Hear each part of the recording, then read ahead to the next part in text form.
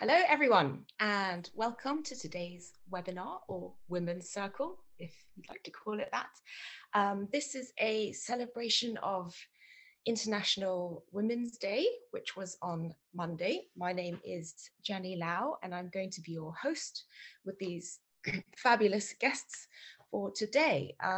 We're doing this in collaboration with Chinatown London, which I've had a relationship with for a few years and is a place that is very dear to me.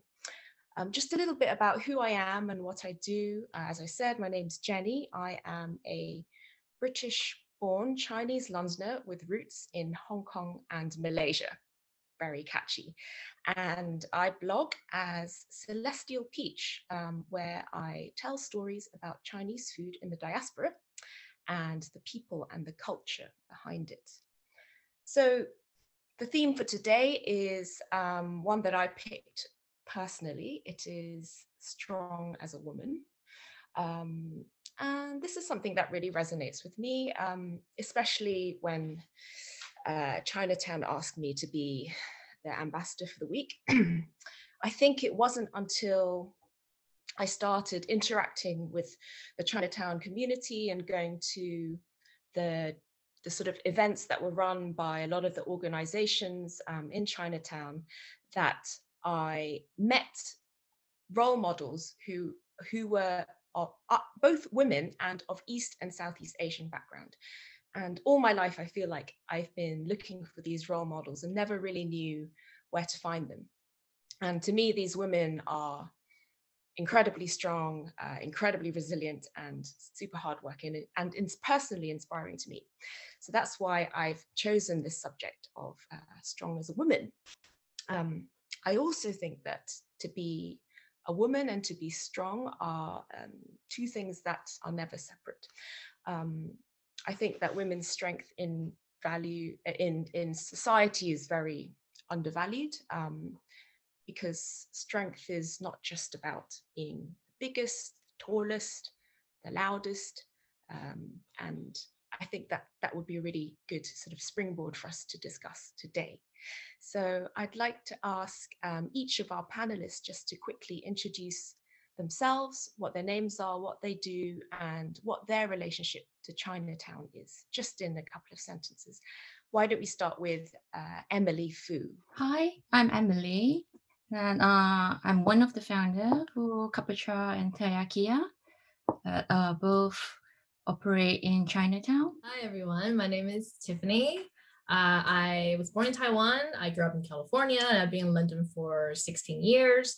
My relationship with Chinatown is I didn't do my research about London when I moved here, and so I didn't know there was Chinatown. So when I found Chinatown, it became kind of like a refuge for me to feel at home. So I do feel very close and always feel very, I don't know, just warm-hearted and comforted whenever I'm in Chinatown. So, and I am a hesitant Instagram food blogger, I guess is the way to put it, and a very passionate home cook.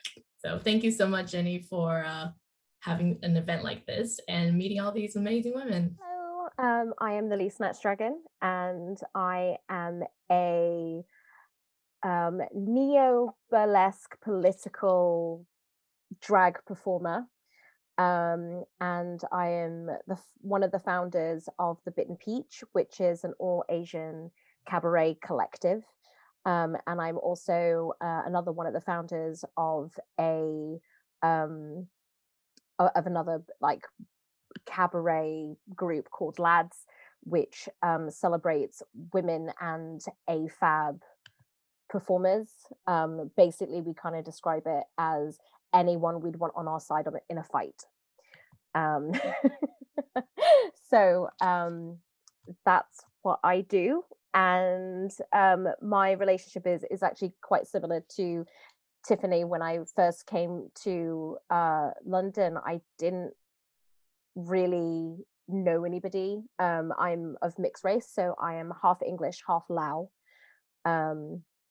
And a lot of my family are actually in Asia, so I'm pretty much kind of here on my own, and I would actually go to Chinatown to hang out with people who looked like me, even though they were all strangers. Just the thought of going into like a little, into like a little shop and just have that smell. That's if I say that smell, you just kind of know the smell. It's just like a very Asian smell of spices and stuff. So that's kind of my relationship. Also, I produced shows like all around Chinatown and stuff. So that's me. Hi everyone. Thank you so much, Jenny, for putting this amazing panel together. Super honored to kind of be here talking to you all.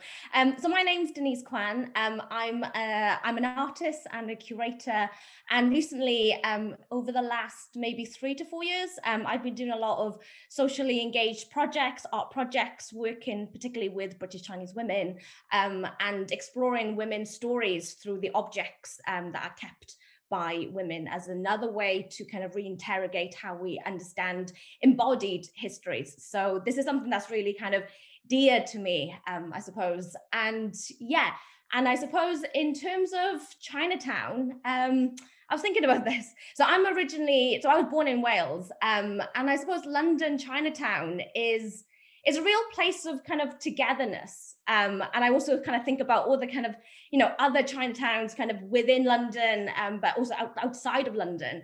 And, remember, being in the car and kind of traveling to London Chinatown. And that would always be kind of, kind of snowballed in with, going to Hamleys and just this kind of real exposure of this wider sense of collectivity, I suppose, and being able to kind of share food, which is so essential. So that's it really.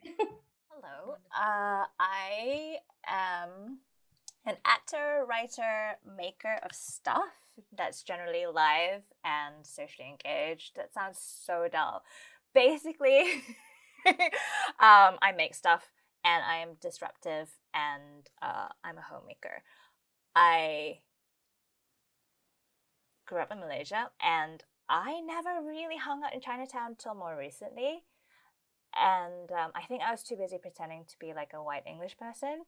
And then I thought that's, when I rediscovered Chinatown, it's just the best place. And I learned so much about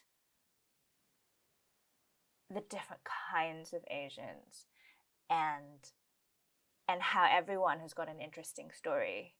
So if you sort of stop and take the time to like chat to the guy selling you buns or the person sort of, I don't know, rubbing your feet or something, like, yeah, it's just a lovely, lovely place to sort of meet people and to eat the food. Yeah.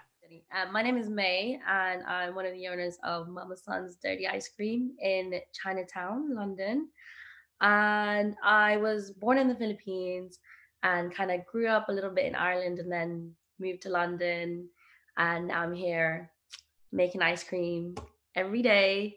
And Chinatown is probably one of my favorite places in London. I really, when we got the place for Mama Son's, I remember thinking, I think this is the best location to be in maybe the world, honestly, because Chinatown is the middle of everything.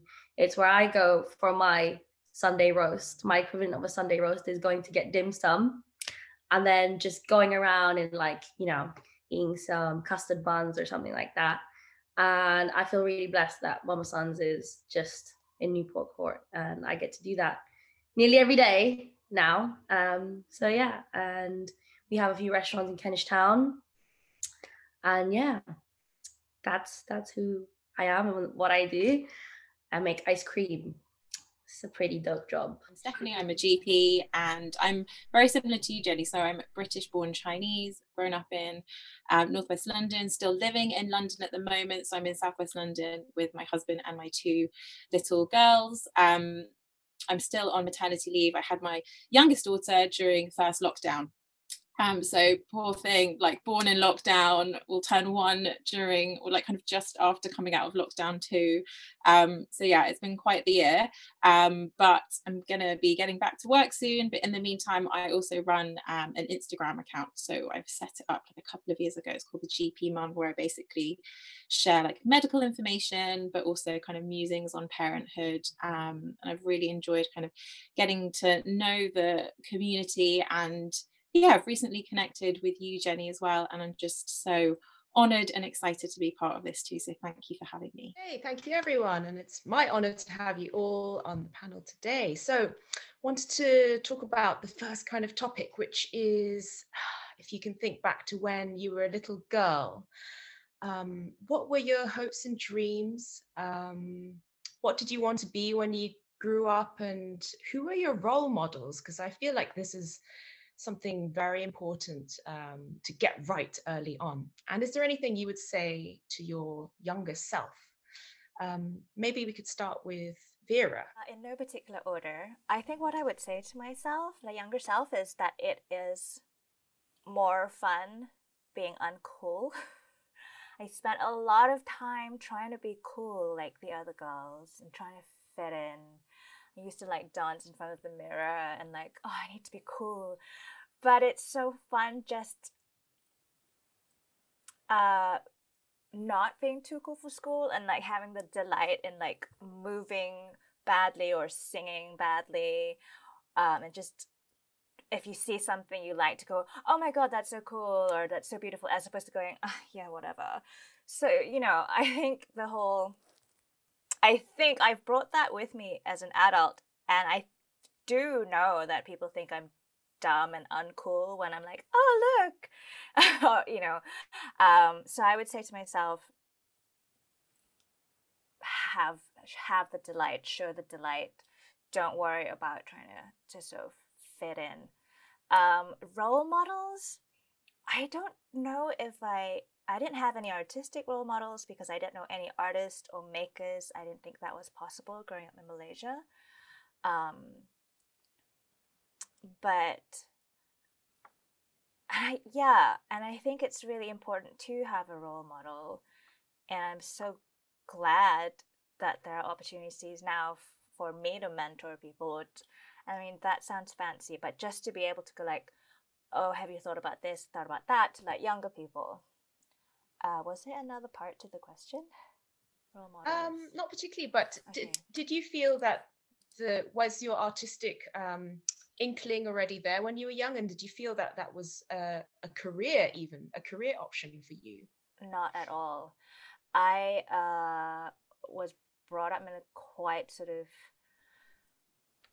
limited sphere where, you know, doctor, lawyer, engineer, all that stuff, because understandably my parents came from quite like difficult families where people needed to survive and put food on the table, and even being a teacher wasn't secure enough, you know.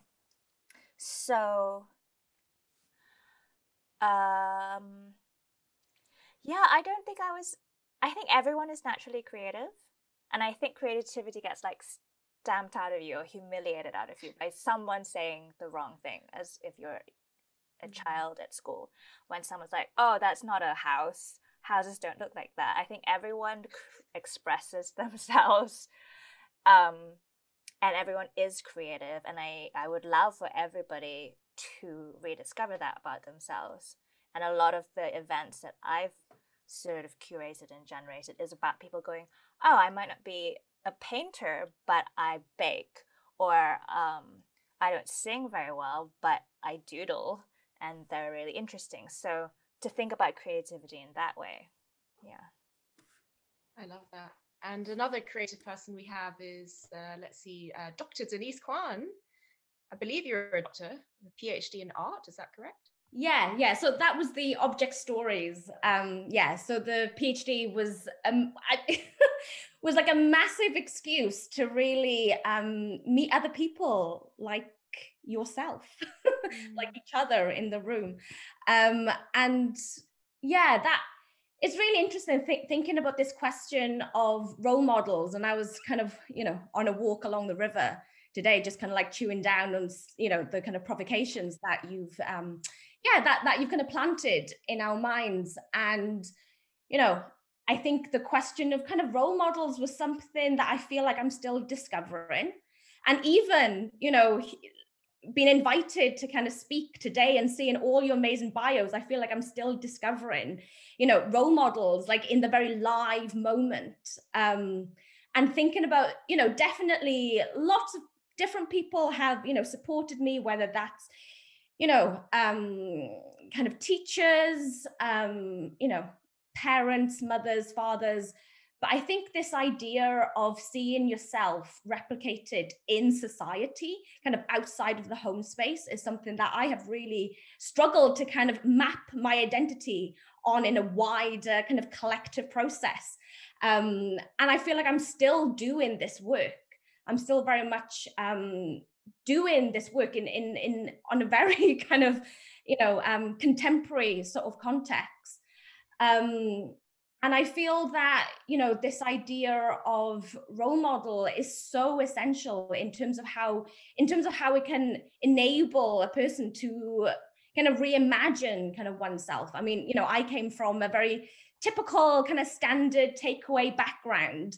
I remember being at the age of 18 and I was like, I want to go to art school. That's all I want to do. I want to go to art school. My mum saying to me, you know, this is, you know, are you going to make any money out of this? And I had this, and I was just like, but I feel like if I don't do this, there's going to be this enormous hole in my life. And, you know, to all intents and purposes, it was not the financially most savvy thing that I could have done, but there was this kind of real kind of well to sort of do it anyway, you know, and jumped into that. And, you know, when I was growing up, I didn't know about anything but unis or like masters or PhDs. You know, I didn't plan for any of this, you know. So it's kind of strange to kind of be like, oh, you're a doctor, when I definitely don't feel like that, you know, and rather, but, you know, something that I guess, you know, these kind of contexts have enabled me to do is to give me this time to do this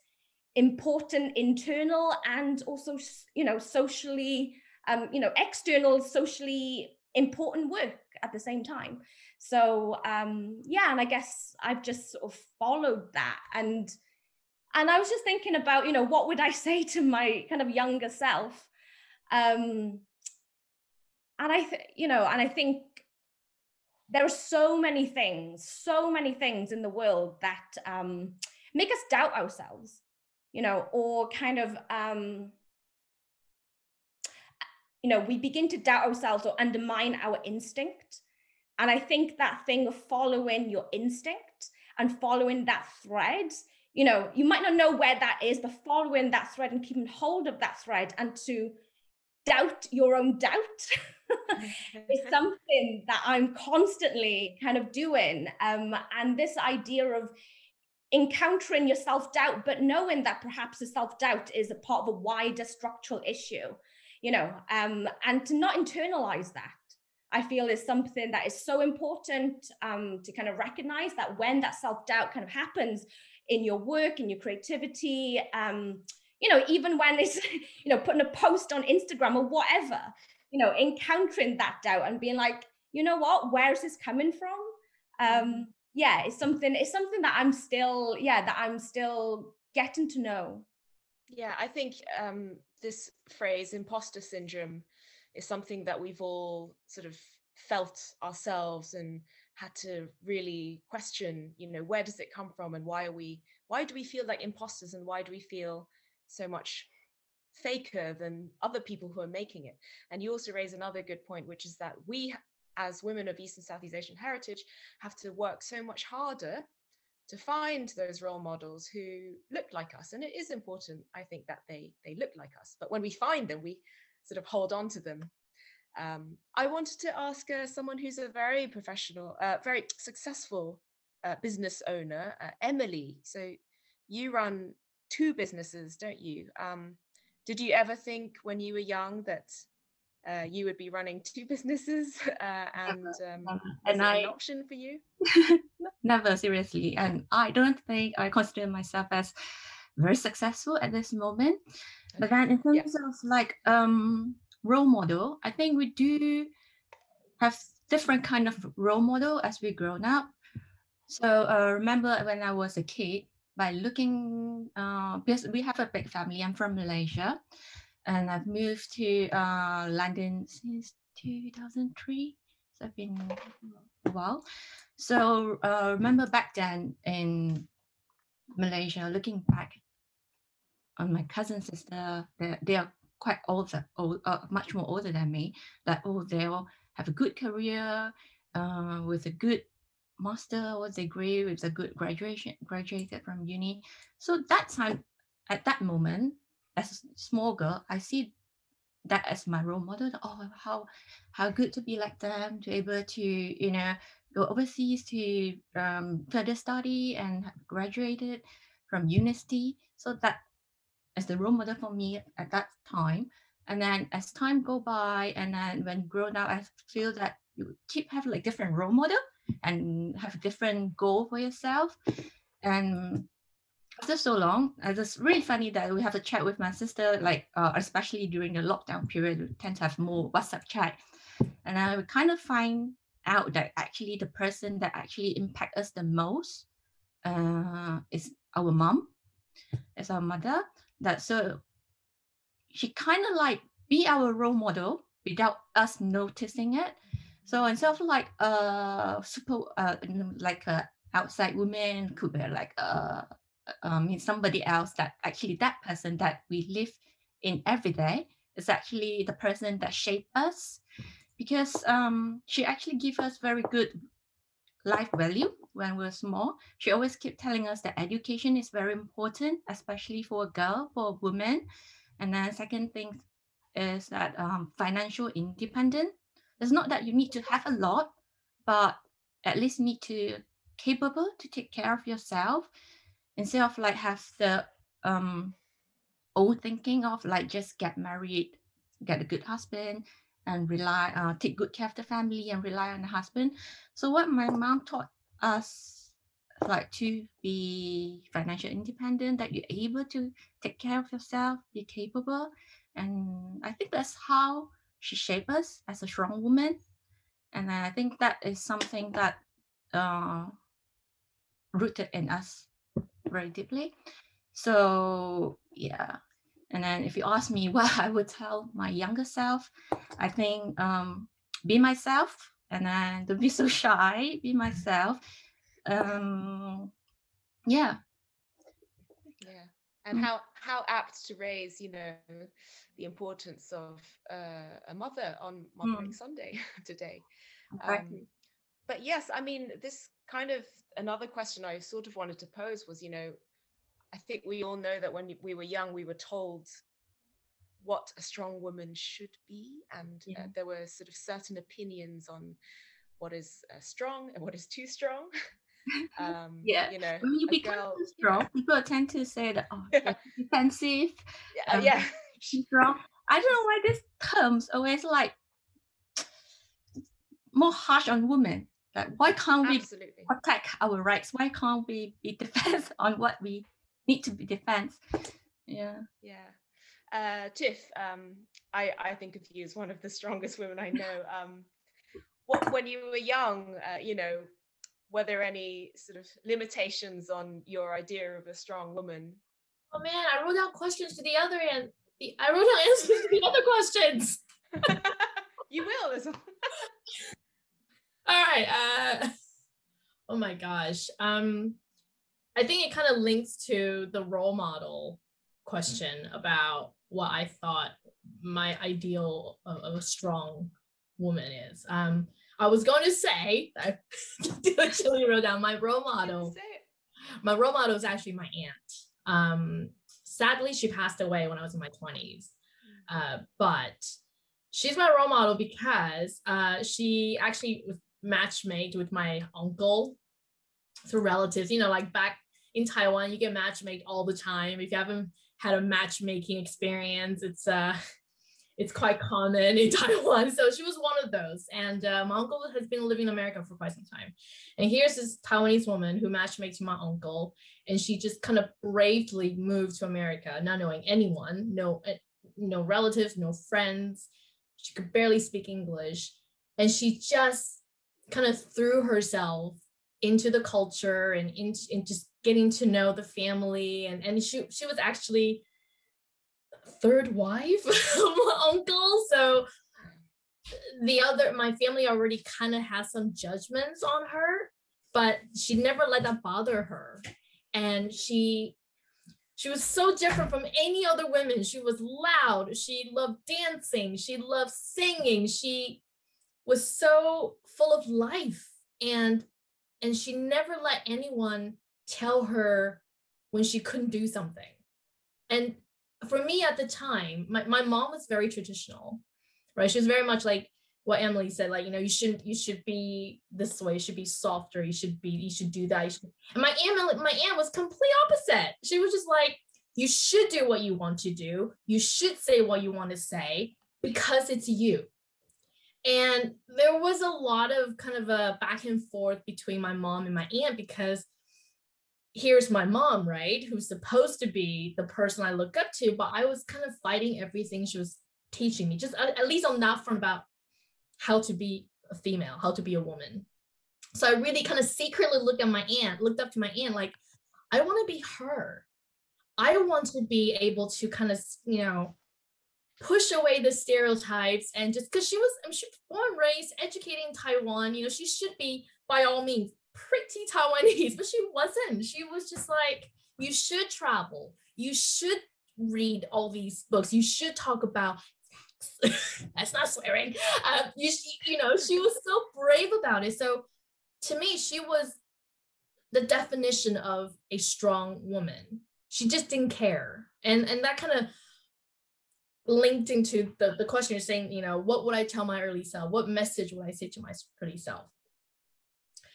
My message would be, stop saying I'm sorry so much. I feel like, I actually looked this up. So in Taiwan, we have a phrase, and it's called 不好意思, and it's just kind of loosely translated to I'm sorry. And in fact, I discovered this today, that BBC actually wrote an article 3 years ago, and called Taiwan the most apologetic island, because when people are talking, we are constantly saying, I'm sorry this, I'm sorry that, just constantly.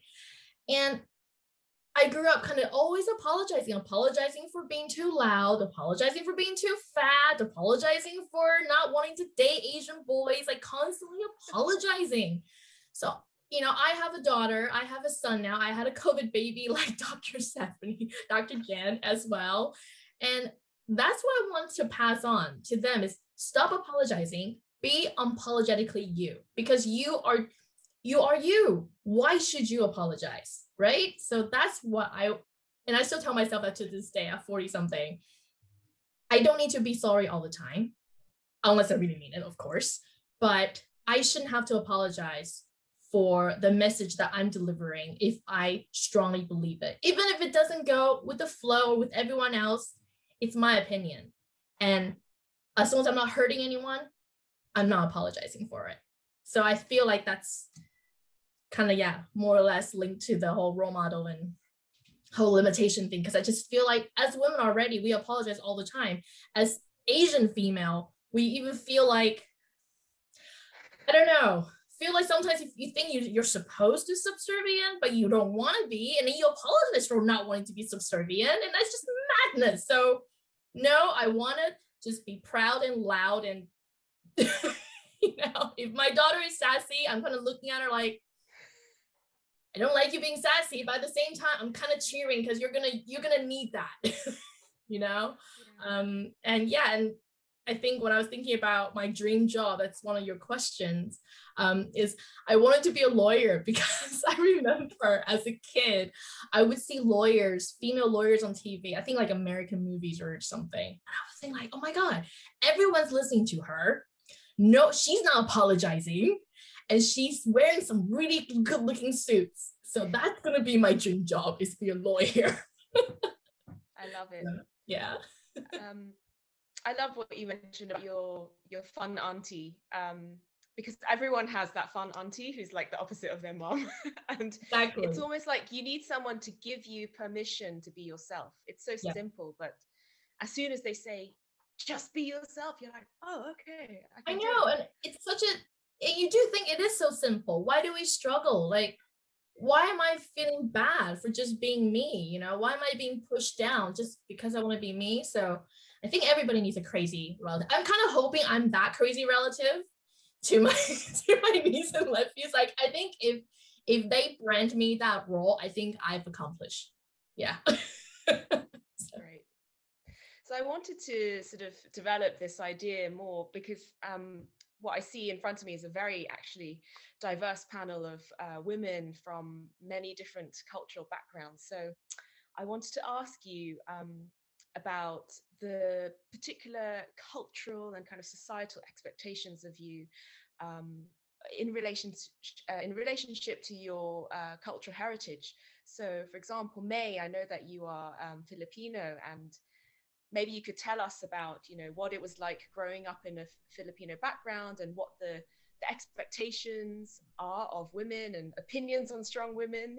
Yeah, so I actually grew up in Ireland most of my teens, and I remember when I used to celebrate my birthday, most of my friends were dominantly British or Irish, and I didn't have a lot of Filipino friends that went to my school.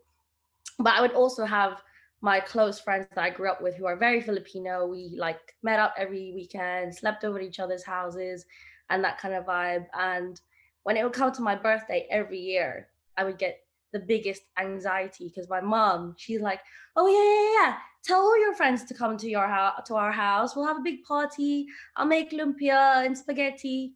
And my British friends and Irish friends don't eat that. I'm thinking, God, they're expecting fish and chips or something else. And it was just a struggle to kind of bring my two worlds together and then to kind of, bounce from one place to another because they're so intimidated to speak to each other. Like one crowd would be speaking in Tagalog, which is our native language. Everybody else would be kind of too scared. So every year for my birthday, I'd be like, Mom, like, let's just go out. Let's just us. It's fine. But you know what? I'm glad that she made me do it because she was very adamant that I don't forget my heritage or my culture, or that I shouldn't be ashamed, or if Filipino spaghetti is sweet, well, it's meant to be bloody sweet because that's what we eat. And I think it took like a few parties for my English friends to understand it. But then afterwards they were like, "Yo, where's the Filipino spaghetti this year? Like, why is it not here?" And it took like a few awkward parties in the beginning, but in the end, like when now I meet up, like my Filipino friends and my British English friends, they just come together now and we're just all friends, which is something I'm really glad that my mum pushed me to do because it just was so difficult for me as a kid explaining like, oh, why we eat rice with everything. Yeah. Or like, why do you eat rice with everything? I'm like, because it's nice. Like, why don't you eat rice with everything? Why do you eat potatoes with everything? So I think it was definitely a challenge, but that is probably the biggest thing that I realized, you know what, just try it. If you don't like it, you can eat something else and we can do something else. And it was a lot of that when I was growing up. It's like trying to explain to my non-Asian friends like why I did what I did or why I liked what I liked. And it was hard because in the beginning I was quite embarrassed because I spent a lot of time with them. But then in the end, I was just like, yo, you guys are my friends. You need to get on board, or that's it. We're calling it quits. But and did you feel that sorry, did you feel that as a girl and now as a woman of Filipino heritage that the expectations of you are different, to behave in a certain way? Because I remember in our interview earlier this week that you said coming from your background, you're expected to excel in everything. Oh yeah, straight A, singing and dancing. 100%. Like when I think I turned 8, my mom was like, okay, stop. It's time for you to start ballet, piano, guitar, all of this. And at that time as well, private lessons on tutoring, arts, chemistry, all of it. And I was like, Mom, chill, man. Like no one else is doing this, so I'm not doing this. And I think, you know what, it was hard for her at first, but then when she eventually saw that I don't think it's natural that one person can be good at everything. And when she saw me struggling to do it all, she eventually did back off. And by back off, she took away ballet and guitar and still made me do everything else. But instead, she encouraged me to kind of socially be more active or not be shy, because a lot of my friends were very shy growing up. And I think the one thing for her was she didn't want me to be like quiet. She didn't want me to not be able to speak my mind. So she was definitely pushed me more creatively and left the the tutoring and the chemistry alone for a little bit, which I was glad about. But yeah, it was really difficult. And the most embarrassing thing is when a party comes up, it's like, hey guys, like it's May's turn to sing. And I'm like, but you know I can't sing. Why are you doing this to me? And then it would just be like the eyes, like, you sing right now. I'll be there, I'll sing, and I'll be mortified. And thank God there was no phones back then, so no one recorded any of that. And I got to go home and just think about how bad it was. And you know what? It just made my confidence even stronger, because at the next party, I'd be like, yes, it is my turn to sing, because I just want to get this over and done with and go out there and eat more food and then just go with my friends. So I think eventually everyone knew I was a bad singer, obviously, but they had a good time singing along.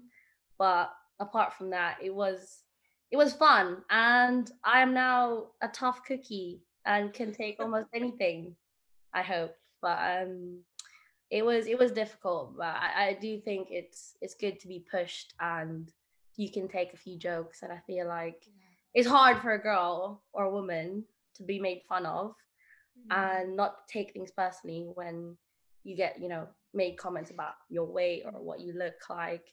And I had that all my life. So when someone makes a comment at me, I'm like, thanks very much. Exactly. Move on. Own it. Yeah. Lily, how about you? You grew up in a Laotian and English household. Is that correct? Yeah. So I was actually born in Saudi Arabia. And then after Saudi, I moved to Cyprus, and I lived in Cyprus for 7 years. My dad is not like military or anything. He just literally hated England. Genuinely hated the weather. My dad, he was born in Liverpool, but he was a Lao man through and through. So he just at every opportunity he could, he just didn't want to be in England. So we moved around a lot. So Saudi, and then Cyprus, and then we moved to Thailand, and I lived in Thailand for 7 years. And then I came to England on my own when I was 16 in 99. And I was raised, my mum is a very traditional Lao woman.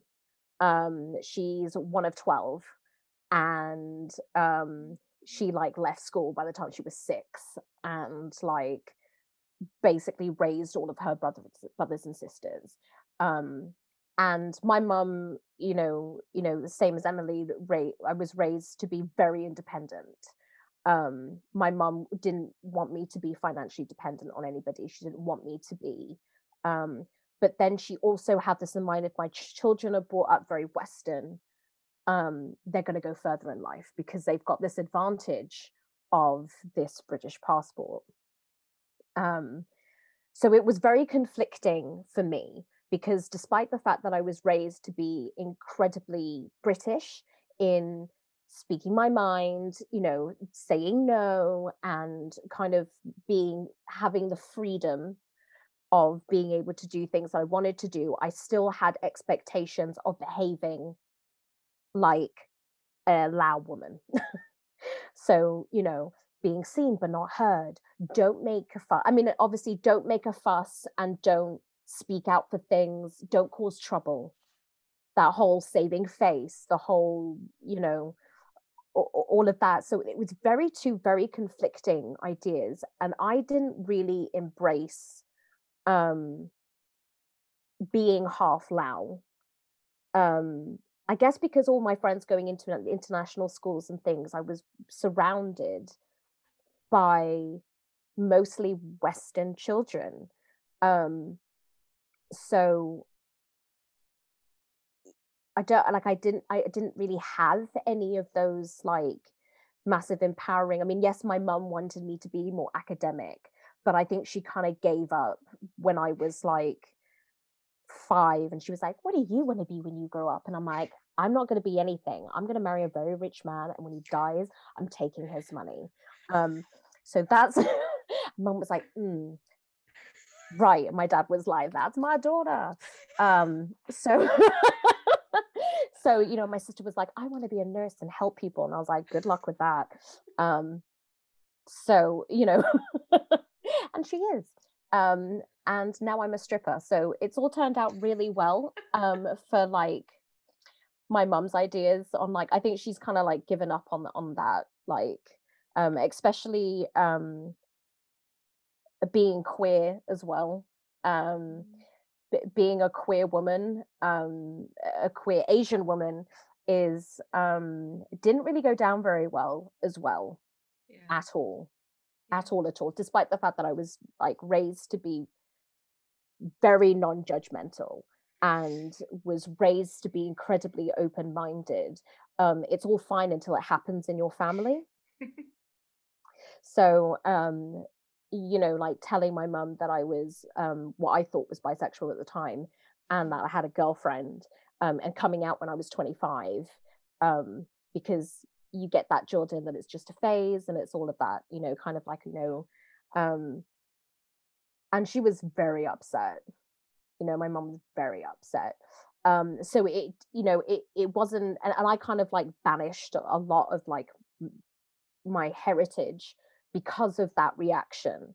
And every time I went back to Laos, I had to change the way I dressed. I had to, you know, I was the rebel Asian that dyed their hair, therefore I'm like a fun time girl. I know a lot in like the movies and stuff, like if you see any Asian with like that streak then you're like the rebel Asian. So it's true. So, and like I said, I was laughing because it's true, you know. So I would have to like dye my hair back, and I would have to like take appropriate clothing, and you know, my girlfriend at the time was just a really good friend. So it's like a bit difficult when you know you're kind of like raised in those two different like seesaw motions that like I don't know, like what's the question? You're exactly addressing it, you know, the dichotomy of living and being raised in this country, having a cultural background and heritage that is still so important to us, and that has kind of hammered home possibly these contradicting values even, you know. And how have you resolved, do you think that you've resolved that conflict? I think it's also one of those things where it's kind of ignored. I'm like currently engaged to a trans-masc non-binary human. So I don't, you know, at the end of the day, I'm not gonna lie that this is my friend. You know, I'm not gonna lie that, you know, my partner is trans-masc but also non-binary. So I'm just not gonna lie about it anymore. Like I don't really go on like my pedestrian, as I call it, because obviously Lilly SnatchDragon is not my real name. And you know, a lot of my Asian family don't know what I do, or they know but they just don't kind of like talk about it. I don't really know what they know and what they don't know. But obviously I know that if they did know that I was a burlesque performer and that I got my titties out for people for money, which for me is super empowering. I don't know how they would react. Like I think my mum just tells people I'm like in cabaret. Right. Yeah. So it's, you know, and like I just perform and I sing songs. And I don't like do, you know, stereotypical, a lot of my acts are based on Western stereotypes of Asian women. So it's like that kind of like political thing. But then for my mum and my family, that's just all like, it's all very like, so I don't really like, there are still going to be battles, you know, and like I'm still very anxious when I take my partner back whenever I can, to go. And I guess, you know, we'll just see what happens. But I think one of the things that I'm not going to do anymore is try and save face, because I'm nearly 40 and I just, you know, I just can't do it anymore. And it is what it is at the end of the day. And I'm not going to be ashamed for who I love and in love with, just because their gender doesn't match the ideal. Like it's all a bit yeah. And just because it doesn't fit into one particular set of ideas, right? Yeah.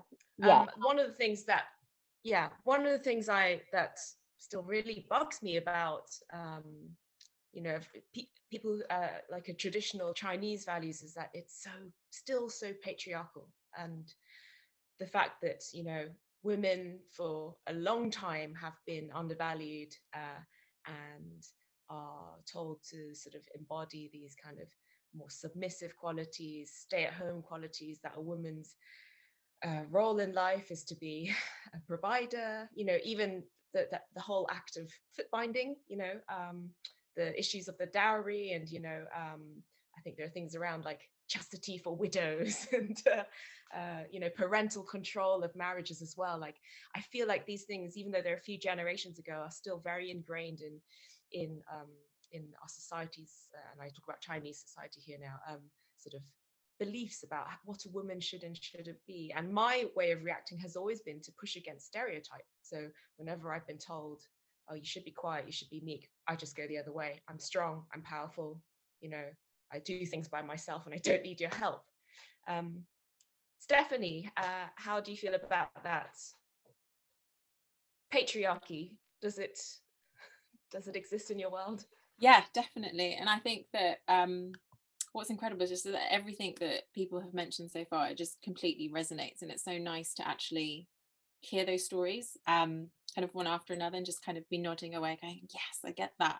And I think that is the whole point, isn't it, is that as we, I don't know, certainly for me growing up, I don't think I had that. My idols were people like Rachel from Friends, and you know, I wanted to be her.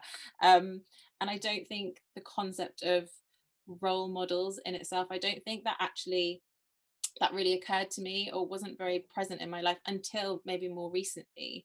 It was more when I was younger, it was more kind of looking up to celebrities, and inevitably a lot of these celebrities, people who were on our TVs at the time, like pop stars, actors, actresses, they were white. And so not being able to identify and kind of see yourself in any of these people is something that actually I didn't appreciate until actually I had to reflect on the questions that you were asking. It's something, and I find that really interesting because it just shows that it's a never-ending journey. I kind of don't like that word, but it is a journey of trying to find out where you fit in. And I think maybe the whole thing is that you've got these kind of two parallels going on. No, you've got this parallel going on. You've got yourself and your family and the values that are being instilled, and very similar to a lot of you, it's kind of based on education and kind of working hard. And I love that and so appreciate that. And in a way, I'm almost a bit of a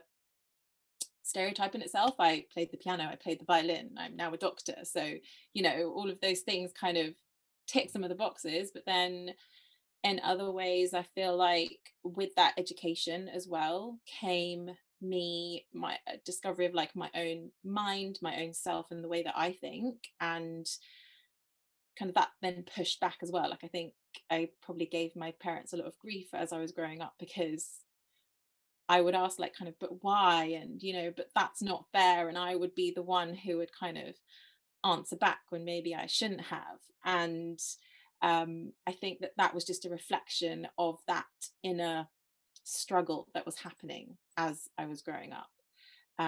But one that, I definitely feel more able to own, to own it now. And I guess maybe like so many of us kind of looking back on what we would say to our younger selves as well would certainly be just own it. You know, you don't have to be like those other people to fit in a way though, because of the journey that I'm having and experiencing at the moment, I don't know if I would necessarily change how I grew up, if that makes sense, because I feel like it all contributes to where I am now. So again, an odd thing of you wish that you could tell yourself all of these things, but at the same time, you're kind of grateful that you have been through it and that you have experienced it, because I wouldn't be where I am now. Yeah, it's character forming, isn't it? And yeah, strangely, I've bonded over a lot of other, especially women of Asian backgrounds, who also, like me, had very strict mother, actually. And I went through all the things that you touched on, and that's probably why I had to like push so far away and then sort of center myself again. Yeah. Did anyone else have that experience when they were growing up? You know, expectations to be very successful, but also very traditional. And anyone? You can raise your hand, or Tiff.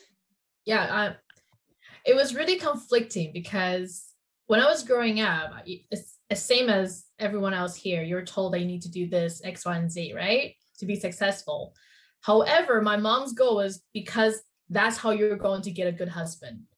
So it was like, you got to do all of this so you can bag a man to take care of you. And that was really confusing, because you want me to study well, you want me to get good grades, you want me to be learn all these instruments, and all this is just prerequisite of me finding a good man.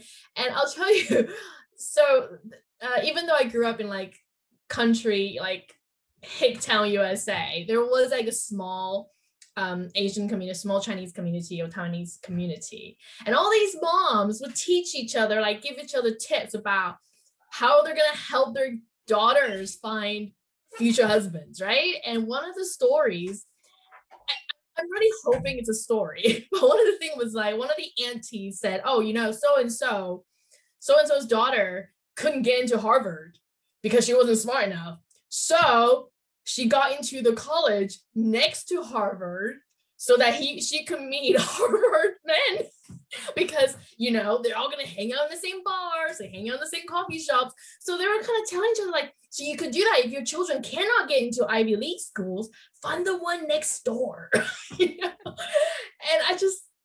that was always really troubling for me. It's like, why am I doing all this? Just so I could find a guy, and that kind of happened again, because I did move back to Taiwan for a very short stint. Because I moved when I was 12 and I hadn't been back until my adult life, because I was pretty much, my family moved over there, my life was in the States, and for personal reasons I decided to go back to Taiwan for a very short period of time. And it was during that period I realized I was not very, I wasn't Asian enough. Let's just be honest, I was not Asian enough to be in Asia. Okay, and I have to say, for me personally, I never felt that way in America. I never felt like I wasn't, like, my friends never made me feel like I wasn't Western enough to be in America. But in Taiwan, I definitely felt like I wasn't Asian enough. So just kind of through, situations, I decided to move to London. And when I was kind of in the process of moving here, I needed funding, and I'm really sorry about my daughter just screaming out the door. I don't know what she's doing. I thought it was a newborn baby, but no. No, it's a 9-year-old. So I needed funding, and I decided to kind of approach I have some very wealthy relatives. Not my family, but my relatives they're insanely wealthy. So I decided to borrow money from one of my uncles. And I will never forget that day, because I sat there in his living room on the sofa, and I was explaining why I wanted to move to London, because I was 24 years old and I had strings of questionable relationships. And I just thought I wanted to move to London and just see Europe, because it's gotta be something bigger than America and Taiwan, right? And he sat there and looked me dead in the eye and said, why can't you just find a husband to get married? You're college educated, you're fluent, you're bilingual, you've worked, I'm assuming. Why can't you just find a husband? And I just thought, but why? Because he could take care of you. And I remember asking him, what was the point of me having a good education and do all that just so I can find a guy? And he thought that was incredibly disrespectful. Long story short, he did not lend me the money. We ended up getting a loan, and I paid for it myself with my savings. And that was 16 years ago. But I would never forget that day where he just, it's like my whole being is just about finding a husband, Yes, and I just thought, I don't want that. It's funny, it's taken us around 50 minutes to make the conversation about men again. Because that is, that's one of my biggest bugbears too, is like, why is my life's purpose to, I don't know, serve men? Exactly. And yeah, so I totally forgot what the question was. I'm with you, Lily. I don't know what's going on. But yeah, I'm gonna mute, and I'm going to tell her to. Yes, do. Vera, you also had something to say. I cannot remember. Oh, something about, you said, does it resonate? No. Yeah, about sort of, having very patriarchal backgrounds and whether that's something you've had to sort of battle with, or you find as a constraint still. Yeah, it's so deeply ingrained in my being that I don't know how to. Listening to everyone here today, I feel that I'm still very lost. I don't think I've found myself. All this advice about, be yourself, I'm like, I'm not quite sure who or what that is, because I have spent so much time trying to please other people, trying to please my mom, trying to please my, society in Malaysia or people here. And I like to imagine a future where, just even the construct of being in a monogamous relationship and marriage and things like that, I'm like, why is that attractive to me? Is it because it's just easier and cheaper to live with someone and rent someone or somewhere or buy something? I'm like, I genuinely don't know if I can be in a long-term relationship, because I want to see so much of the world and things like that. But it feels very much entrenched in patriarchy and capitalism and sort of like just staying in your lane. My mom did push me very hard. And of course, I am glad of all the very strange experiences that have led me to be me. But I'm not quite sure where it's going to lead. I feel optimistic because I feel resilient, but at the same time, I really don't feel grounded, and I don't know how to keep dismantling the patriarchy, or I'm ignoring it because I'm too afraid of making those changes because it would be too disruptive to my life. Yeah. I'm there not. comes Like, a I'm moment not, when you I'm feel like you nowhere want to near. give in. Sorry? There comes a moment when you feel it's easier to just succumb to it, right? Well, there's an argument for, if you have a certain amount of stability, then you can like express yourself and grow yourself. So all my sort of romantic notions of I'll do whatever I want, and it's hard. It's hard to do things on your own, and I'm not financially super secure. I'm a freelance artist, haha, who is quite headstrong, and I tend to follow my passion and things like that. And not to say that that's mutually exclusive with like being financially secure, but yeah, I don't know whether I've made any sense, but it just feels, I feel like I ought to be doing more, because if we want change to happen, social change, I feel that instead of just sitting around and talking about it, we should like actively do stuff. And it's so great to meet everyone here today and go, oh yes, of course. Just to be reminded there are people out there who are doing things on a daily basis, just existing. And it's like, right, yeah, okay, I can keep going because there are other people out there, which is why it's so important to hear from each other. Lovely. Just going to have a Q&A interlude. There's a question from Natalie. Thank you, Lily, for being so open and honest. on what has obviously been difficult and challenging for you all your life. Do you think your Asian identity is more subdued as a result of the cultural constraints and expectations of your family? Or do you find yourself trying to connect with it more because of your want to bring more exposure and representation to the Asian rebel persona?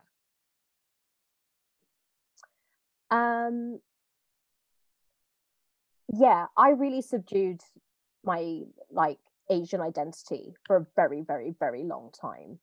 And to be honest, it wasn't until I mean, when I was the whole getting a man and doing all those things, being raised to be super independent, the mum was like, when are you gonna get married? And I was at 23, I was engaged to a really wonderful man who had well established himself, because I was super denying that I was gay. And then I was just I was working as a receptionist, and my mum was like, this is the best life for you. And I was like, is this my life? So I literally broke off my engagement and went to drama school. And I got into, I was like, what I wanted to do was I wanted to get to acting, and this is what I wanted to do. So I literally broke off the engagement and applied to drama school. And I actually did a course called World Performance at East 15 Acting School. And I did the first year, so I was like the guinea pig. And we did World Performance. So we literally, I got to study Balinese dance and drumming, no theatre. I got to do taiko drumming, which is the shit, the awesomeness. No swearing. And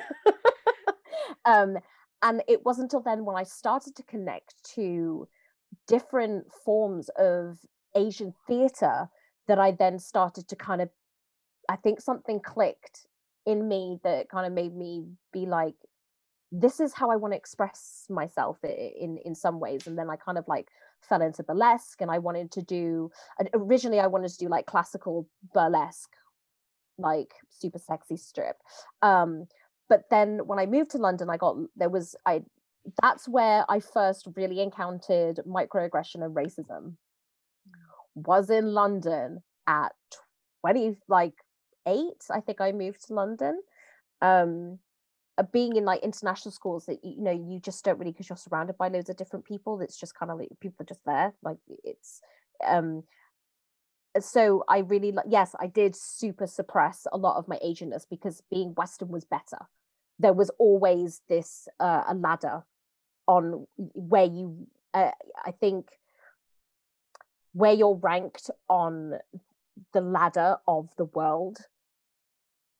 I guess I was kind of it was always kind of perceived to me that Asians were very low down, especially Asian women. And being told when I was waitressing, trying to make it as an actor, being told by men who would come in that they would love to have an Asian wife because they're so obedient and they cook really well. And I was like, what the fuck? Because, what the sugar plums? What the custard tarts? What the ice cream? Yeah. I was like, no. So I think for me, realizing, because when I go back to Laos, I'm considered Western. Here, I'm considered Asian. So it was really difficult because it was then kind of addressed to me that I was being perceived as a stereotypical Asian woman, despite the fact that my beliefs and how I was were not that at all, or that idea of that stereotype. And I think that's kind of where Lilly came from. So yes, I do try to connect more, mostly on I do connect on more on the negative side of the views of Asian women, because that's where all my acts come from. So that's where all I kind of that's where a lot of my political Asian stuff comes from. Oh, you think I'm Asian because I can do massage? Here's a massage act where my massage act where the man dies. and I try to give him a happy ending to try and bring him back to life. It's putting things like in your face. You want a nails act? I'll give you a nails act. You think we eat dogs? I'll give you a dog eating act. Like, I'll give you all of these things where things are always twisted in the perceptions, where the audience does think of the negative stereotypes, but then it's twisted around so it's not. And it's to change that kind of behavior. So yeah, I do try and connect with my Asianness more. And also, since I've got like this bitten peach full of different Asian people,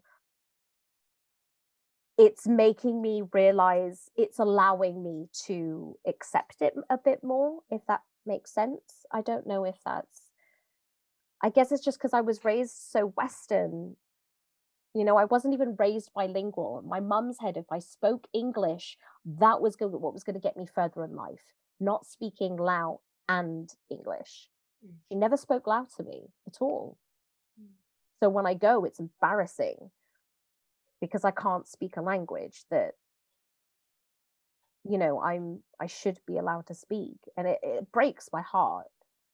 It really does. And I feel embarrassed a lot of the times when I go back, because then I'm just this Western white girl that's got the matching eyes. It's very hard, those expectations to be of both worlds and to fit perfectly into both. So, I mean, we've already burned through an hour. I wanted to move on to a sort of last topic, which is about women lifting other women. And I realized at some point in the last week that statistically, women are actually more likely to donate their time and charity, time and money to charities than men. And there's something innate about women in that they love to help. And I think this is also true of sort of women-led initiatives to lift other women. And I wanted to ask you if you had any inspiring examples. I'll share mine. My current hero is Asma Khan, who is the founder of Darjeeling Express. She is a British Indian chef, cookbook writer, I think TV host, and she started out doing supper clubs in 2012 and has worked her way up to own her own restaurant, Darjeeling Express, and this is an entirely sort of women-led restaurant, women-run, so only women chefs. And she's really trying to change this perception of the place of women in the restaurant. She also came from this very traditional Indian background where having daughters was kind of like almost mourned. It was a huge disappointment to have a daughter, especially a second daughter, which is what she was. So she supports with all her proceeds a charity called Second Daughters, which sends celebration packages to India to families who have a second daughter so that they can be celebrated as much as men. So if anyone has a particular example, you can put your hand up, or I might ask someone like Denise. I know you've always got something up your sleeve. Yeah, just thinking about women-led initiatives and just thinking back to the beginning of what I was saying about the object stories. I mean, so the PhD that I did about the object stories of British Chinese women, I remember about 5 years ago, I was going through my own pajamas. So I was going through the bottom of my wardrobe and I came across a pair of my mum's pajamas. And then I started thinking, oh my gosh, I'm really interested in, this clothing that was part of her migratory wardrobe, and that epitomized this kind of time and space in which you thought, right, I'm going to move from China to Hong Kong to the UK to marry. And we started to have this kind of very tenuous conversation about this. And then I started thinking, oh my gosh, what could be at the bottom of other women's wardrobes of, British, Chinese, Southeast Asian kind of background. And I remember having this thought, and I was like staring out the window, and I was speaking to my supervisor at the time, and, they said to me, oh, you're going to have to, bring together about 30 participants, 30 females to take part in this research. And I thought to myself, I literally know about 1.5. I don't know any women of a similar background. How the hell am I going to make this project fly? And there's like big pressure. then I started thinking, I was staring out this window, and I was in Camberwell at the time. I was staring out this window, and I started thinking, oh my gosh, is this me? Is this my problem? You know, am I the one who's the loser, who has no friends from a similar kind of background? You know, and everybody else is having like this great big party that I'm just not being invited to. And I was like, okay, and it really, and this kind of realization really forced me to kind of work through, you know, and to bring women together. And this, you know, yeah, and it was such a transformative project in that way. So women of a first generation and second generation, so oh god, I don't know where to start. So I ran this art school up in Haringey community centre, and they were a group of women, about 10 to 15, first generation, and they ran, you know, they volunteered their time with each other to run these English classes, and these English classes became this kind of fortnightly bilingual art school. So I was like this person that had come off the street. I was like, hey, do you want to make some art? And so that was kind of one part of the project. And this other part of the project was second generation women come together talking about their objects and the stories of the objects and making art out of this, so collage, printing. And what was really interesting about the project was just the importance of making space and being with each other, and how intrinsic that was to breaking that sense of internalized kind of racism and that kind of internalized isolation that you inevitably kind of gather from being raised in a very, you know, kind of white dominant kind of culture. And that was a really important point in the research. And this real need, you know, this real need to kind of articulate kind of oneself kind of outside of the home space, as out, you know, not just in your head, but kind of within a social space. And I think, you know, I think that is, I think, you know, through the kind of making, it creates this space where you find another way to articulate kind of beyond the stereotypes that have been kind of dished and projected kind of upon you, and to kind of reimagine the past, the present, the future. And what was really interesting was, you know, I was raised speaking Cantonese first, and when I got to school, I couldn't speak English, so I would stay behind for these kind of English classes. And I remember that and so I would remember these moments of working out what a full stop was, or like what a comma was, and all this kind of stuff. And what was super interesting about the first generation women was, yeah, I kind of went into these spaces with, like, you know, a workable Cantonese, but not very much. And I was like, shit, I really need to amp up my Cantonese to kind of deliver, art that I've completely learned in a Western tongue. And what was really interesting was that they said to me, okay, let's make this bilingual. Let's make this bilingual. And so we'd have this board that would be of like Chinese English characters about what the word composition or symbolism might be. And that was so important in that kind of forging these intergenerational connections. And also, beginning of the project, people would say to me, oh, these first generation women, they probably want to make art, they probably want to do other things, but actually, that was a way more important way for them to express themselves, kind of beyond language, kind of beyond the interview, and the space of making becomes this really imaginative space where you can reimagine. And I think about, migrant women, that is all where, all our mothers and grandmothers have always done, is to imagine something and make it happen, and I think this thing of, being all creative people, but existing within structures that are like, no, do the sensible thing.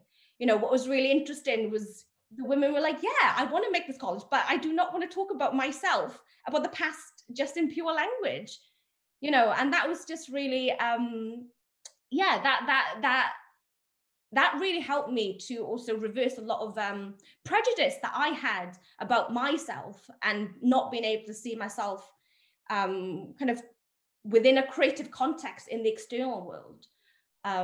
Yeah.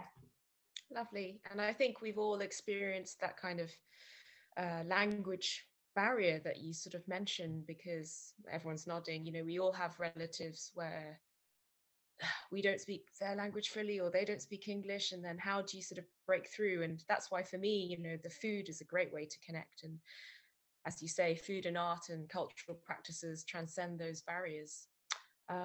Just Stephanie, Emily, May, do you have examples of women-led initiatives that have really inspired you? Put your hand up or unmute yourself. Stephanie.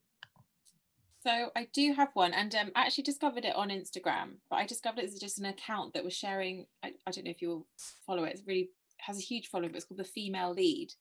And they just post just really inspiring kind of memes or kind of stories of women around the world. And I just thought, oh, it's just someone who's made this account to kind of, you know, put up these very shareable grid posts, but actually found out that it's an educational charity. So it was started by this lady who basically realized that there wasn't a lot of female representation in schools, and so what they have done is produce kind of resources, and they can do various things. They've got like a book, for example, a podcast. The book features like 60 inspirational women from kind of diverse backgrounds, but then they also provide these extracurricular sessions that they can go into schools and actually talk to girls about the various careers and kind of things that you can do. Because I think that's the thing when you're at school, and certainly when I remember being at school, is you have these kind of careers in front of you, and it's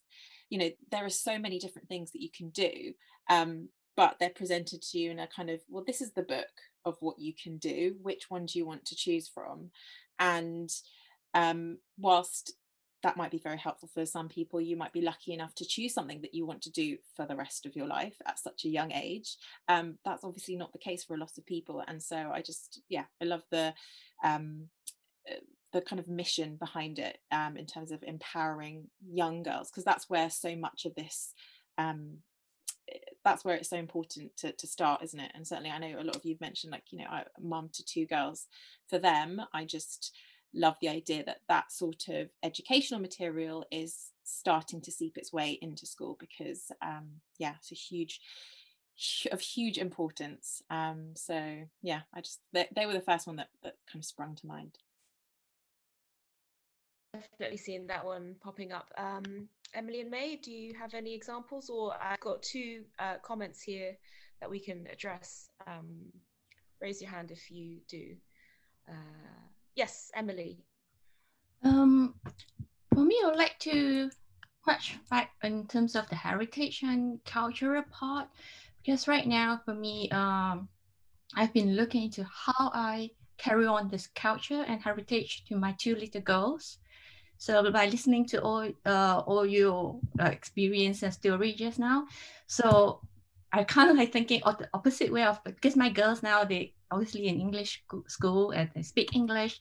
How are we gonna like bring back all this language to them? Like we speak Cantonese, so sometimes we do have to like have like a Cantonese session to make them don't forget that actually Cantonese, that they need to be proud of who they are and know the language.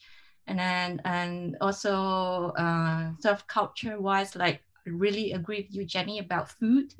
We do use food a lot to bring back the culture and heritage. For example, like the Chinese New Year baking, like especially this lockdown period, we couldn't like usually we have relatives to come over and bring us a lot of like Chinese New Year cookies, dessert, sweet kind of things, but this time we have to like bake at home. So those moments are really good experience to share with kids, like you know, during Chinese New Year we have this kind of cookies, these kind of things, and also like those festivals. How do we like pass this on to the next generations is something like keep on my mind, that I think it's a responsible for as a mom to like bring this, carry on to them, to next generation and the next generations. Because obviously now we have settled down in London here, so I can foresee the heritage and the culture become like thinner and thinner and thinner.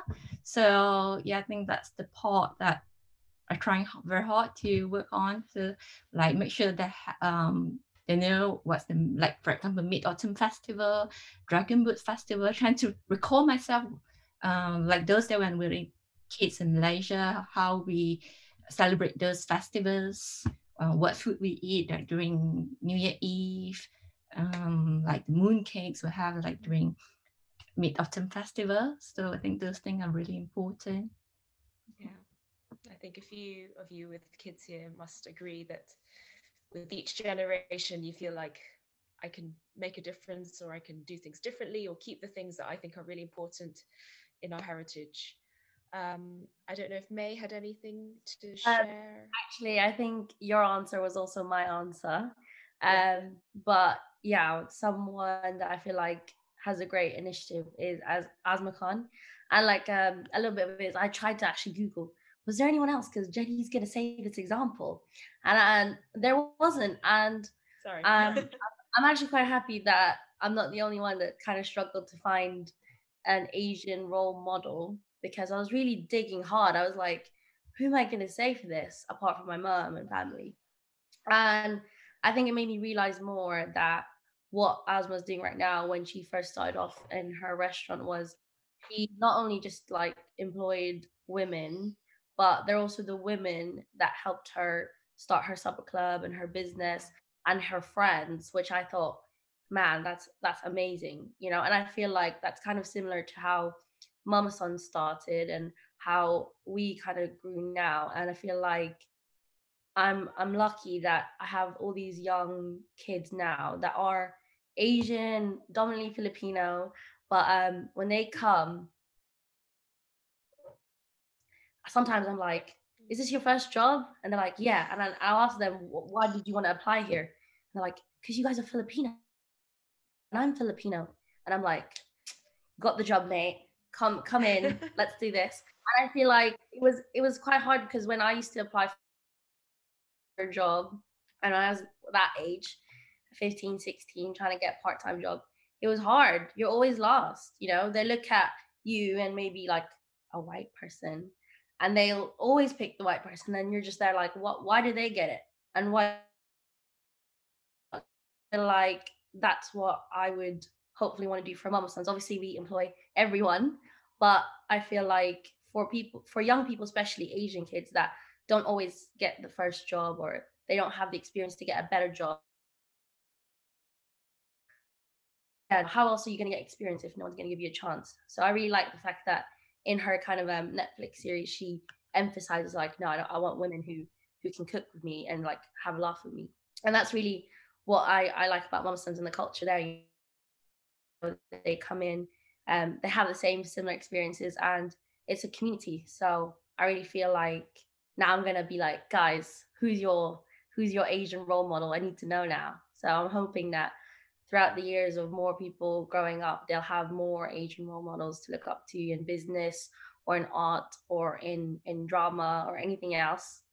So yeah, I feel like, yeah, well, I think, May, you're being very humble in that you're not acknowledging that you are the role model in this in this scenario. And I think that that's something that we should all embrace. I think there's a certain humility to us where we just refuse to believe that we could be those role models, because as far as we know, they don't exist, or we've had to look very hard to find them. So step up to it, you know.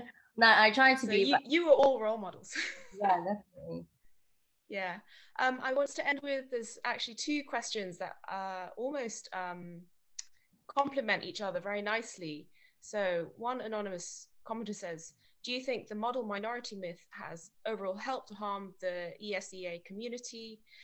We are seen to be stereotypically successful. Is it at the cost of colluding with white supremacy? Should we try to move away from these stereotypes?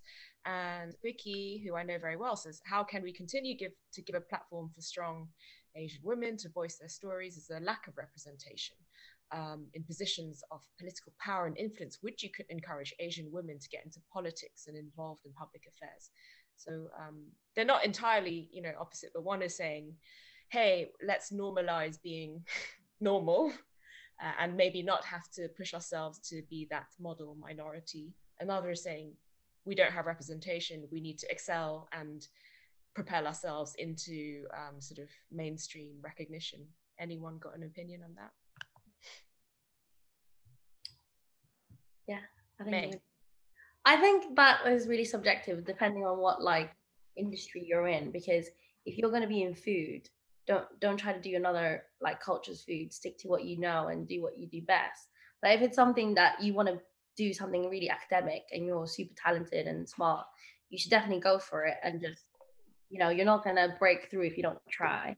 And I feel like it's very different for all those things, because if in cooking, in hospitality, your USP is where you come from. So you have to be Asian. And one of the reasons why I believe Mama Sons has become so I don't want to say the word successful, but become popular is because cult following.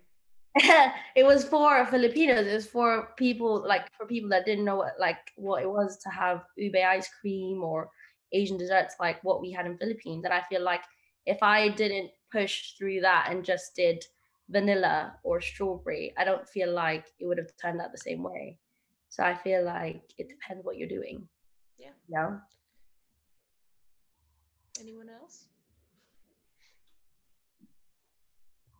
Denise?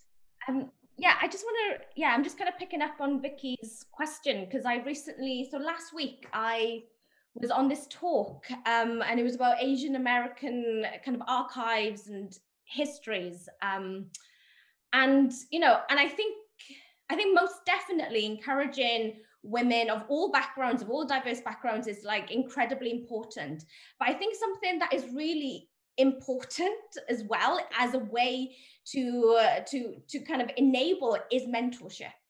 I think it's like so much pressure to kind of be by yourself and try and work against the system, because you're constantly pushing against the grain, and I think mentorships in terms of supporting, enabling, encouraging, that's the stuff that people of dominant cultures, just get handed to time and time again. And those are invisible structures that we are existing amongst, So I think absolutely, but I think also, okay, let's find systems and ways and platforms, and mentorships to kind of support that, because I think, I'm just thinking about someone that I learned about, an amazing woman called Patsy Mink. Patsy Mink was like, the first Asian American senator, and she went for, I think she went for the US presidency-ship. And what was really interesting kind of learning about this was, she was saying, I was so much shorter, I'm an Asian woman, but I would go in there and I would just keep on pushing and butting my head against it. And I think, wow, that is so inspiring. It was the first time I kind of heard about this. And also just thinking about power, right? We think about power as being tall, broad, strong, all these kind of things. And when we think about in an Asian context, it's, the Asian identity is gendered, right? It's gendered as feminine, kind of either visually through material culture and also, kind of within those gender terms. But I also, so I was thinking about, Patsy Mink, and I was like, oh my God, how incredible this woman that, she was maybe 5'1" or 5'2", and, holding her own, but then equally thinking it shouldn't be that way. We shouldn't have to kind of run ourselves into the ground in order to be in these spaces. So how can we create spaces to kind of mentor in order to amplify each other as well? I think this is like a structural issue without kind of going into this kind of this individualistic kind of your singular kind of agency to kind of work against it. So well put. You're right. It's about creating, as you say, the structures and systems, support, and have those support systems in place. so the burden doesn't fall on the individuals, right? Yeah. Anyone else have anything to add or to share about being strong women of East and Southeast Asian heritage? Anything to say regarding International Women's Day? Vera? I just wanted to say that it's interesting that we just brought up the definition of what it means to be strong, and that strength doesn't always mean being louder or more aggressive or more assertive, or I'm afraid I'm one of those who's read a lot of Brene Brown and Liz Gilbert, and I do feel it's sort of really important to be able to talk about your vulnerability and to expose that side of yourself, because you're having to deal with shame and stuff like that. So to be strong enough to go, look, I need help, or look, I've been through a tough time and these are my boundaries, etc., etc. So I think that the stereotype is like strong women are very sort of quote unquote successful, and that they have to be sort of career women. But it's whatever. It's about sort of, I guess we're circling back to what people were saying, advice to your younger self, you know, be true to yourself. Like, what do you want? Follow that, follow your instinct, follow that path. And if you want to be someone who is a stay-at-home mom, and that's your conviction and that's your calling, then do that. And that is strong. So yeah, I just wanted to say that. Yeah, I love that. Yeah. And in a way, you know, because as who is it who said that we're all small women who, you know, literally have to sort of get someone to help us to reach the top shelf. We often have to find those workarounds and find our strengths in those different, you know, nooks and crannies and crevices. Someone else actually asked, do you think East and Southeast Asian men are doing enough in supporting women and actively becoming allies? You could say, do you think men are supporting women? Anyone?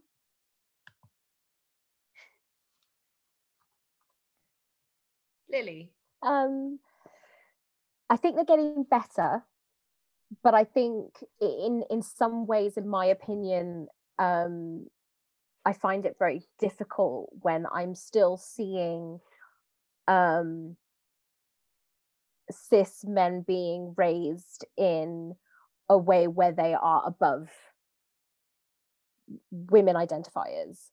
And I see it all the time. I see it even like when I like, you know, call my mum on and like, you know, there's like someone's child there who's a boy and he literally gets whatever he wants.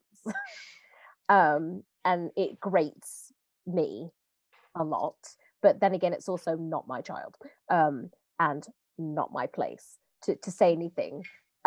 So, and I think it is getting, I feel like it is getting better, but I think that obviously everybody, and I do mean everybody, can do so much more. I think, you know, just having International Women's Day where we're like, let's raise each other. And I think the first thing that really needs to stop is we need to stop bashing each other.